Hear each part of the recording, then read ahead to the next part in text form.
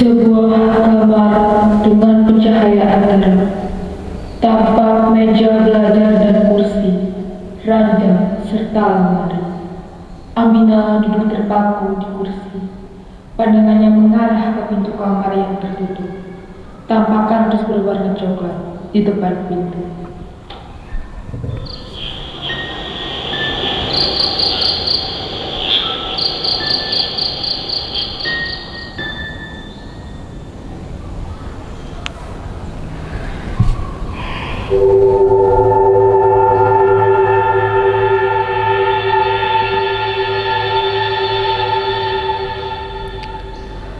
Apa yang harus kulakukan sekarang? Mengapa ini bisa terjadi? Aku sudah berhati-hati mengendarai motor dengan laju yang normal. Tidak balap, aku tidak balap. Aku melihat motor lain yang berlalu lalang, tapi bagaimana bisa aku tak melihatnya? Apakah aku melamun? Tidak, rasanya aku tidak melamun. Tapi entahlah, mungkin aku melamun. Aku tak ingat, sial, benar-benar sial.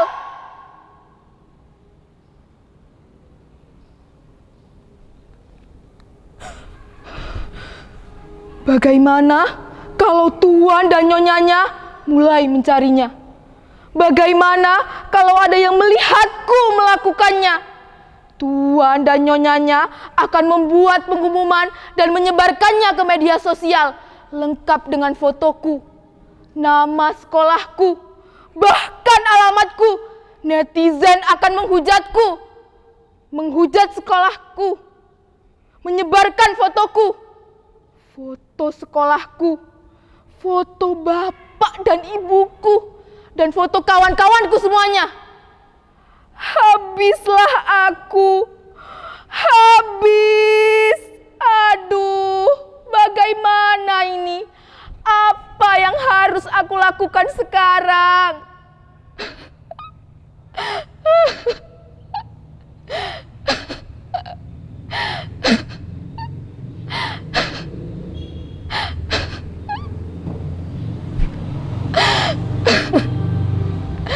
Tenanglah Aminah, tenanglah. Tarik nafas, hembuskan. Tarik nafas, hembuskan. Aku harus tenang. Aku benar-benar tak sengaja melakukannya. Sungguh tak sengaja. Kalian percaya padaku kan? Kalian harus percaya padaku. Tuan dan Nyonyanya juga harus percaya padaku.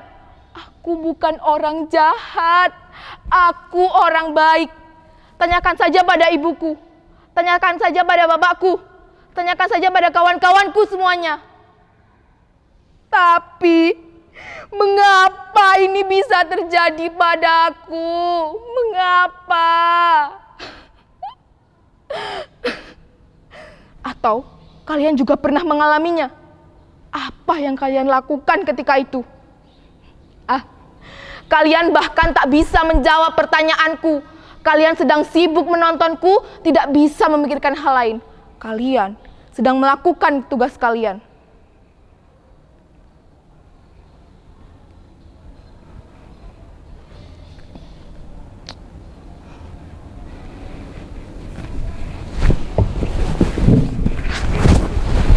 Aminah! Apa yang kau lakukan? Kau bisa mati jika kau membekap wajahmu seperti itu. Tidakkah cukup satu kematian hari ini? Atau kau ingin mati seperti...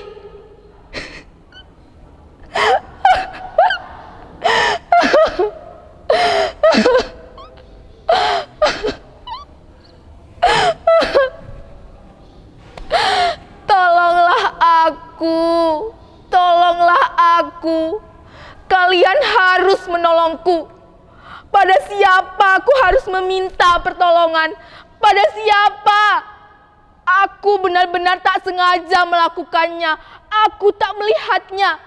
Tiba-tiba dia sudah ada di sana.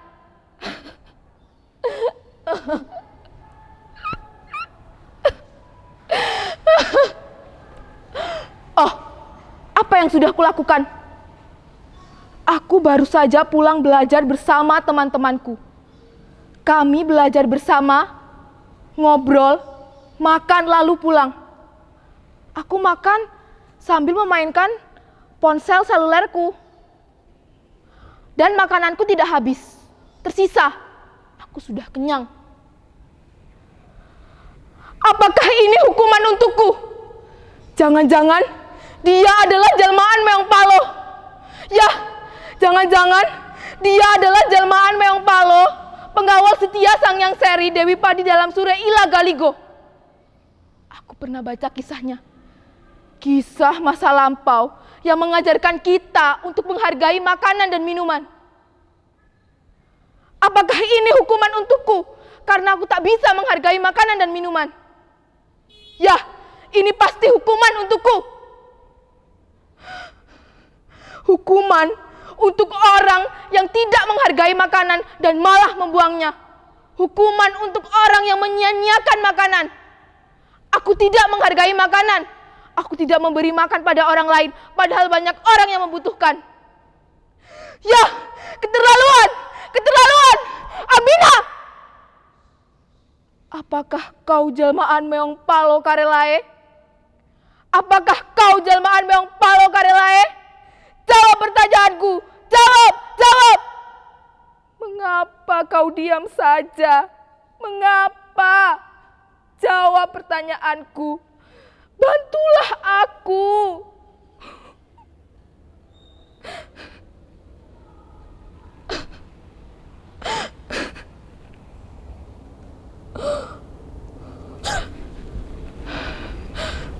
Benar dugaanku. Dia memiliki 3 belang warna di tubuhnya. Dia adalah jelmaan Meong Palo. Tidak. Dia bukan jelmaan Meong Palo. Dia juga bukan jelmaan siapa-siapa. Ini bukan hukuman. Dia tak menjawab pertanyaanku karena dia telah mati. Dia juga bukan jelmaan pengawal setia Sang Hyang Seri Dewi Padi itu. Itu hanyalah mitos kearifan yang mengajarkan kita untuk selalu menghargai makanan.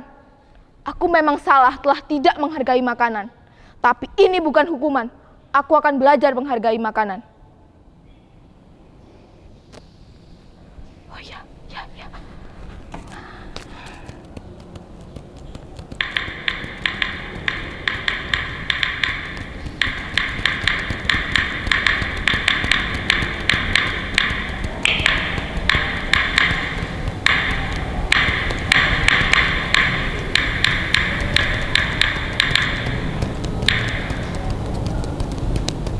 Jadi, dia telah dipelihara sejak 4.000 tahun lalu oleh orang-orang Mesir.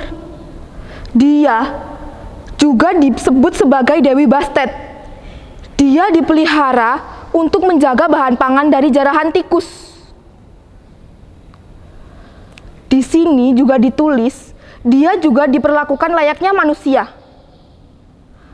Tapi, siapapun yang membunuhnya akan mendapat balasan dibunuh juga. Hah? Apa? Tidak! Aku tidak mau!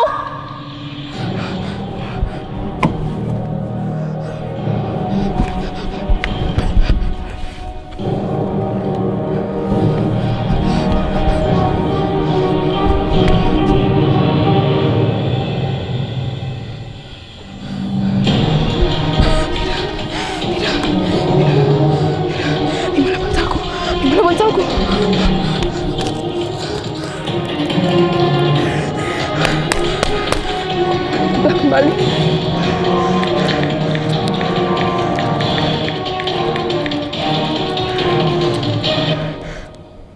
Belum selesai penjelasannya. Mitos juga bermunculan bahwa mengubur yang mati tertabrak akan terhindar dari nasib sial. Aha, aku tahu. Aku akan menguburnya. Ya, aku akan menguburnya.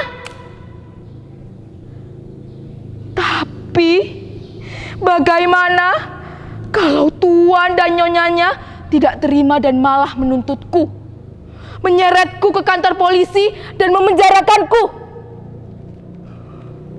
Astaga! Tidak! Ini mengerikan! Ya Tuhan! Aku tak mau! Ini membuatku tertekan, ya Tuhan! Aku mohon, hiduplah kembali! Aku mohon, hiduplah kembali! Maafkanlah aku! Hiduplah kembali! Hiduplah kembali! Aku harus menyelesaikan ini sendiri. Aku tak sanggup jika harus menghadapi semua ini. Aku akan menyelesaikannya semua sendiri. Tidak, penonton tidak akan membantuku. Mereka sedang sibuk menontonku dan mereka-reka monolog ini. Kitalah yang harus saling bantu. Ayolah.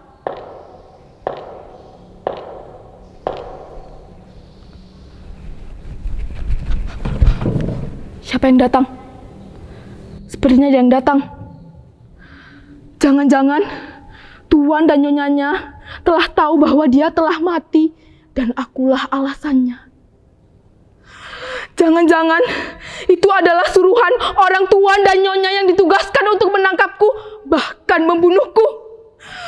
Ya, mungkin saja dia datang untuk menangkapku, bahkan membunuhku. Astaga, tidak, ini mengerikan. Jangan tangkap aku, jangan tangkap aku. Aku tidak bersalah, aku tidak melakukannya. Dia melintas begitu saja, aku benar-benar tak sengaja melakukannya. Aku tak melihatnya, sungguh. Aku mohon, maafkanlah aku. Aku masih ingin hidup. Aku masih ingin hidup. Aku benar-benar tak sengaja melakukannya. Percayalah padaku. Percayalah padaku. Apapun yang kau mau akan kulakukan. Sebutkan saja, apapun itu akan kulakukan.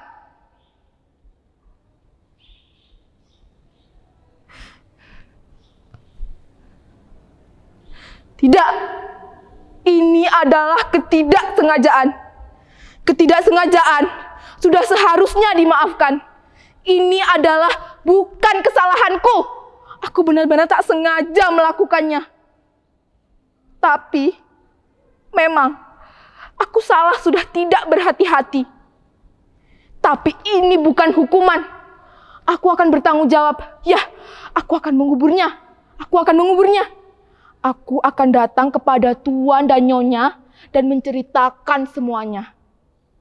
Karena jujur lebih baik.